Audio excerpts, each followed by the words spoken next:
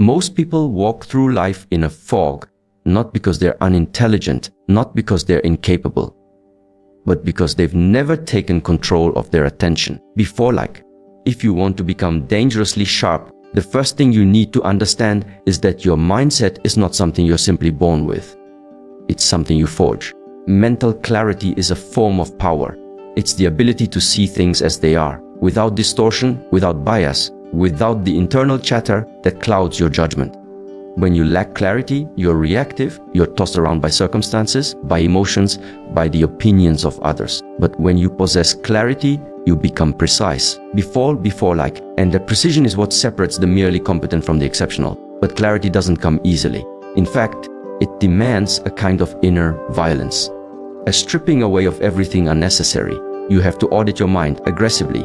That means facing the lies you've told yourself for years. Before, the excuses, the justifications, the little stories you cling to that keep you comfortable but weak.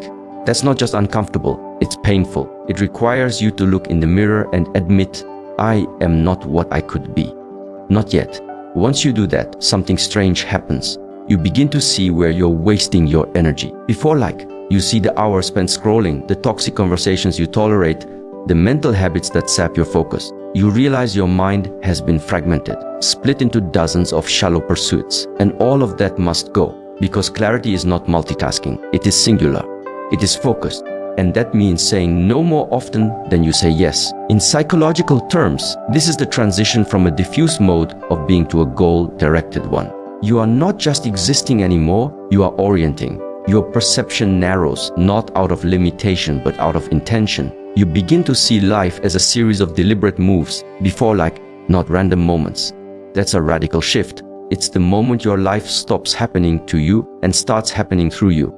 And this isn't just some abstract self-help theory. It has deep roots in ancient philosophy. The Stoics spoke often about the importance of ruling the inner citadel, the fortress of the mind. Before, they believed that true power was not in controlling the world, but in controlling your response to the world.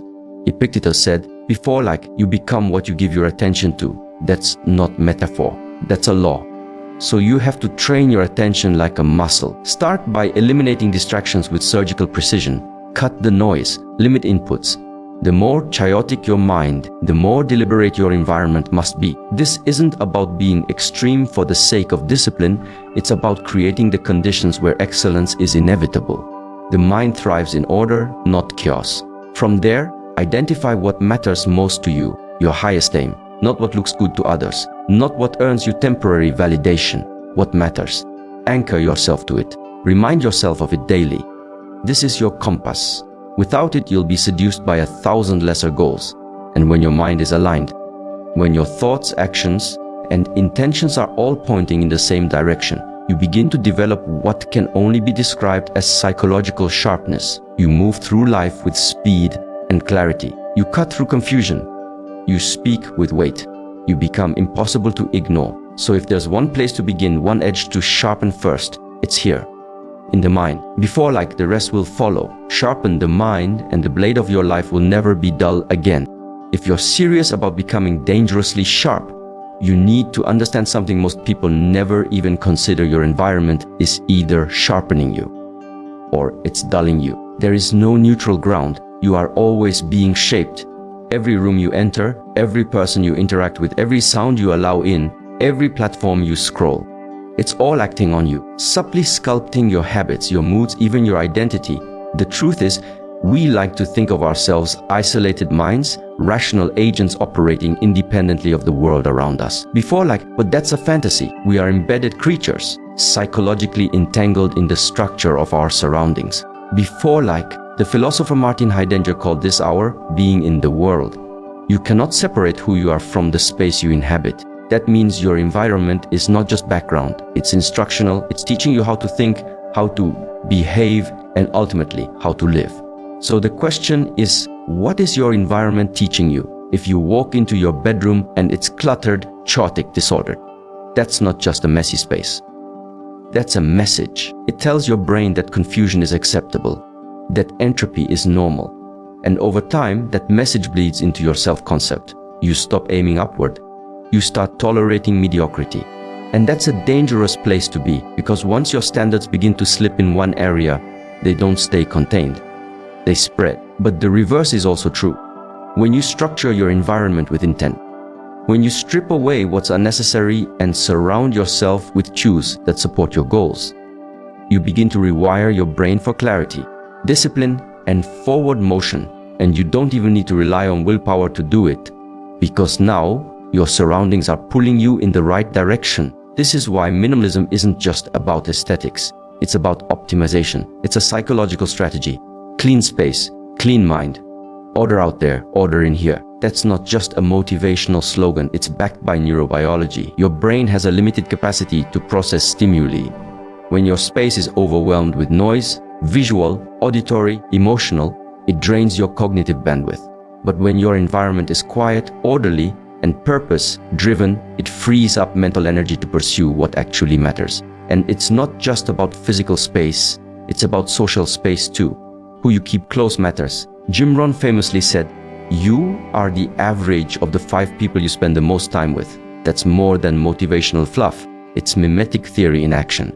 We are imitation machines. Before we unconsciously absorb the values, habits, and patterns of the people around us. So if you're constantly surrounded by people who complain, who settle, who mock ambition, you're not just at risk of becoming like them. You already are. So audit your circle, ruthlessly. Choose people who challenge you, not just comfort. Before people who hold you accountable. People who make you feel slightly uncomfortable, not because they belittle you, but because their presence exposes the gap between where you are and where you could be. That's the kind of pressure that creates growth. And finally, digital space. This is perhaps the most dangerous and invisible part of your environment. The algorithms you interact with know you better than you know yourself. They feed you what's easy, not what's elevating, so you have to fight back. Unfollow. Mute. Curate your feed like your life depends on it, because in a very real sense, it does.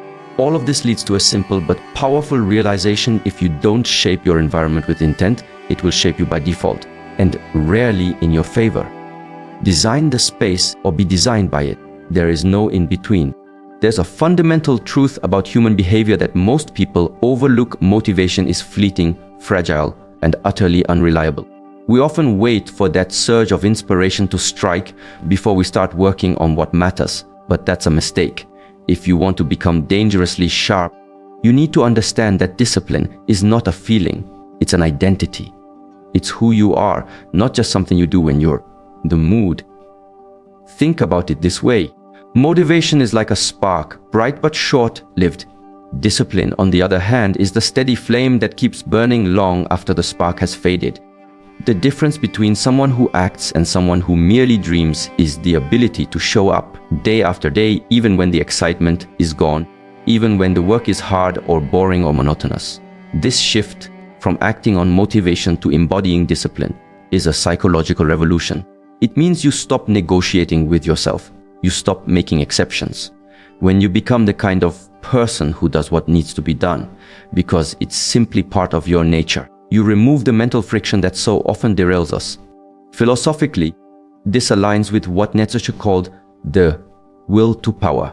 But the will to power isn't about domination over others, it's about mastery over yourself. It's about creating order from chaos inside your own being. Discipline is the mechanism of that order. It's the daily commitment to structure your life so that your actions align with your deepest goals, no matter how you feel. Neuroscience confirms this as well.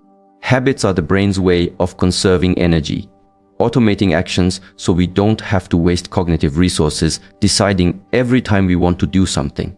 By embedding discipline into your identity, you build strong neural pathways that make productive behavior automatic.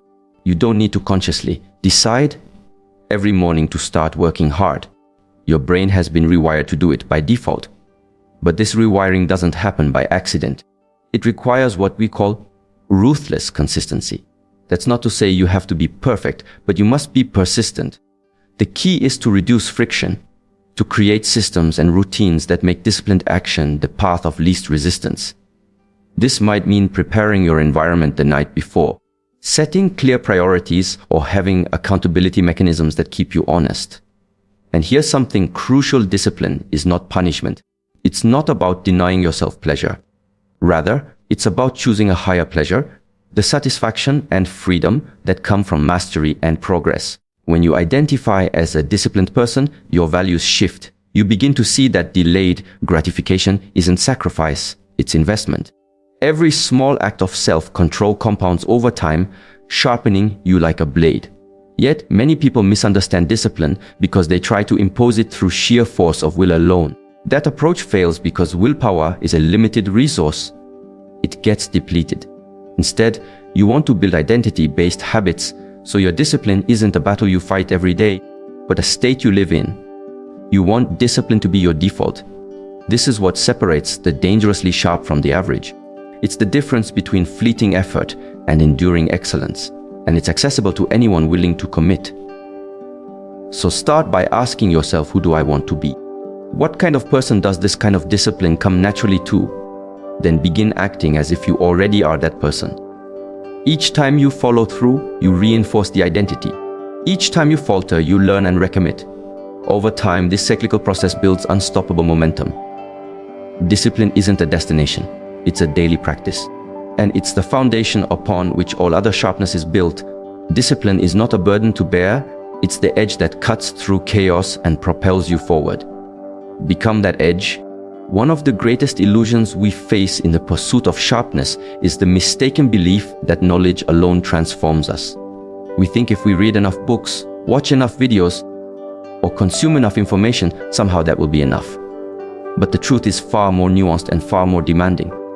Knowledge is potential power, yes, but it only becomes actual power when you take the crucial step of applying it. Learning without application is like sharpening a blade and then never using it. It stays blunt in practice. This is where many people get stuck. They gather facts, techniques, strategies, and yet fail to translate that into action. There is a psychological barrier here that often goes unnoticed: the comfort of familiarity. Sticking with what you already know, even if it's ineffective or limiting, is easier than risking the discomfort of trying something new. But if you want to be dangerously sharp, comfort must become a secondary concern. The philosopher William James spoke of the will to believe, the idea that our beliefs and ultimately our actions require a leap of faith. You don't wait until you feel ready, you act as if you are ready, and in doing so, you create readiness. This principle applies directly to learning. You don't wait for perfect knowledge, you act on what you have, learn from the results, and adjust accordingly. This iterative process is what builds not just competence, but mastery. Execution is the crucible where raw knowledge is forged into skill. When you learn fast but hesitate to apply, knowledge stagnates. When you apply fast but refuse to reflect, you're blind to growth. The balance is dynamic.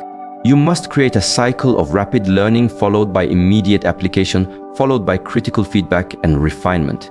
This is the essence of deliberate practice. Psychologically, this also ties into the concept of growth mindset, popularized by Carol Dweck, the idea that your abilities are not fixed but can be developed through effort and persistence.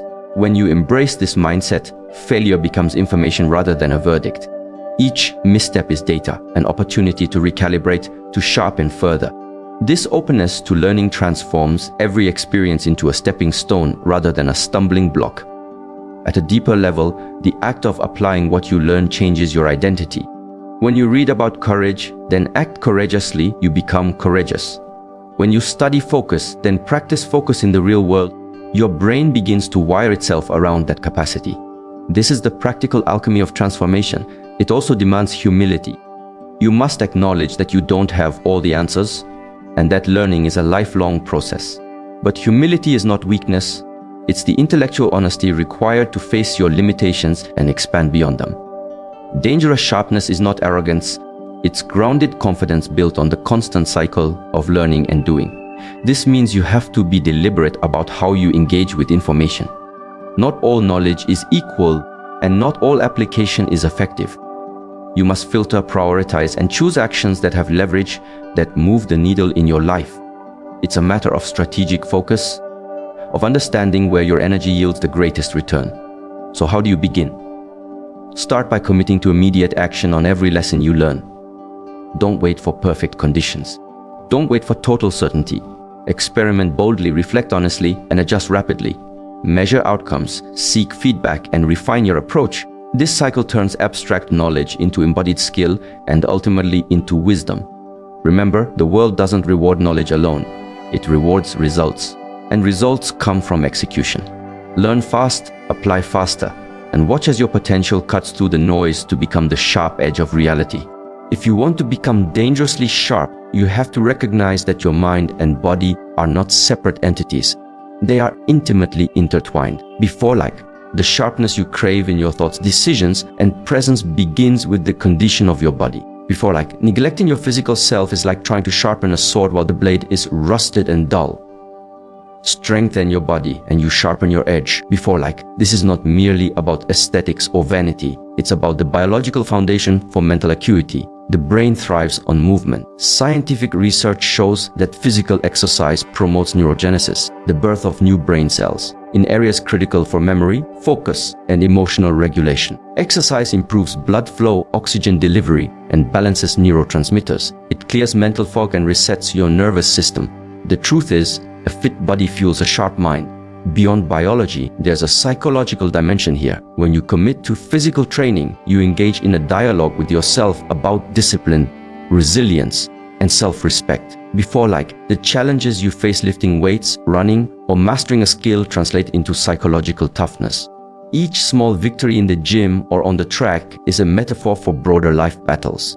You build confidence not just in your muscles, but in your ability to endure hardship and improve. Furthermore, your physical presence, your posture, your movement, your energy communicates volumes before you even speak. A sharp mind coupled with a weak, sludged body creates a mismatch. Others will sense your lack of vitality and may unconsciously discount your competence or authority. But when your posture is upright, your gait purposeful, your body conditioned, you exude an aura of command. That presence is not superficial, it reflects the internal order you have cultivated. Before this also ties into the idea of embodiment, a concept philosophers and psychologists discuss at length. Embodiment means inhabiting your body fully and intentionally. Before it's about being aware of your physical sensations, your breathing, your muscle tone, and using that awareness to anchor your mind in the present. The most dangerously sharp individuals are not just thinkers. They are movers. They engage the world with their whole being. Consider this: the mind can become overwhelmed by anxiety, indecision, or distraction when it's disconnected from the body's grounding signals. Practices that integrate breath, movement, and mindfulness, such as martial arts, yoga, or even simple stretching, can calm the nervous system and sharpen cognitive function. This mind-body coherence becomes a foundation for swift, clear thinking under pressure. There is also a moral dimension to strengthening the body. In ancient traditions, the ideal of the whole person, the philosopher-warrior, emphasized excellence in both mind and body. Strength and fitness were seen as prerequisites for virtue because a person who cannot control their own body struggles to master themselves in broader ways. Strength, in this sense, is not aggression but self-mastery. So where do you begin? You don't need to become an athlete overnight. Start with what's sustainable and progressively challenging. Consistency beats intensity. Walk daily. Practice good posture. Incorporate breathing exercises. Gradually introduce strength training or any form of physical practice that pushes you beyond comfort. Your body will respond by becoming a more reliable instrument for your sharp mind. Remember, neglecting your body dulls the edge you're trying to hone. The mind without the body is like a sword without a handle. It may be sharp, but it cannot be wielded effectively. Before, build your body and you build your edge. A sharpened mind lives in a sharpened body. Before, if you've been listening closely, you'll see that becoming dangerously sharp is not just about mental clarity, environment, discipline, learning, or even physical strength in isolation. It's about synthesis, the integration of all these elements into a coherent, purposeful whole. And at the heart of that synthesis lies a quality often overlooked but absolutely essential: resilience. The capacity to endure setbacks, to absorb blows, and to keep moving forward with grit and grace. Resilience is not simply about bouncing back. It's more profound than that. It's about bouncing forward. Growing stronger through adversity, letting difficulty carve your character like a sculptor chisels marble. This is where philosophy and psychology converge again. Nietzsche famously proclaimed, "What does not kill me makes me stronger." But that strength doesn't come passively. It requires conscious engagement with hardship and acceptance of suffering as a teacher rather than an enemy. In psychological terms, resilience is grounded in a mindset of active coping. It's the belief that you have agency in the face of difficulty, that you can influence outcomes through your choices and actions. Without this belief, challenges become overwhelming. With it, challenges become opportunities. Resilience transforms obstacles from stop signs into stepping stones. But resilience isn't merely mental toughness in the conventional sense. It involves emotional regulation, the ability to hold your feelings without being overwhelmed by them, and cognitive flexibility, the ability to adapt your thinking when circumstances change. These faculties allow you to maintain clarity and composure, the hallmarks of sharpness, even under pressure. This capacity is not innate, it's cultivated. And often, it is forged in the fires of repeated failure, loss, and discomfort. The danger is that many retreat from pain rather than approach it. But the paradox is this: the sharper you want to become, the more you must welcome what you'd rather avoid. You must lean into discomfort, seek out challenges, and expose yourself to experiences that stretch your limits. Philosophically, this echoes the Stoic idea of amor fati, the love of fate. To embrace life in all its facets, including suffering and loss as necessary parts of your journey. This doesn't mean passivity or resignation. It means actively transforming adversity into fuel for growth. It means standing firm when the world tests you. There's also a biological basis to this. Stress, when managed correctly, triggers homeostasis, a beneficial adaptive response that strengthens your mind and body. But that requires balance. Too little challenge and you stagnate. Too much and you break. Resilience is the skill of navigating this tension, of calibrating stress to maximize growth. Practically speaking, building resilience involves habits and practices that strengthen your mental and emotional muscles.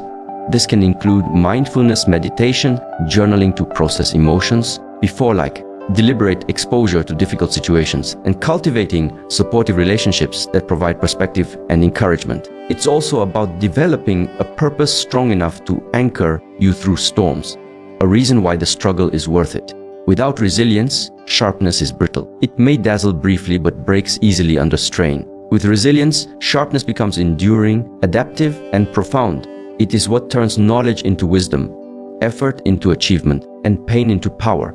So if you want to become dangerously sharp, don't shy away from the hard things. Face them, learn from them, and let them forge you. Because the ultimate edge is not just in skill or intellect, it's in the resilience to wield them when it counts. Resilience is the steel that tempers your sharpness. Without it, your edge dulls under pressure. With it, you become unstoppable.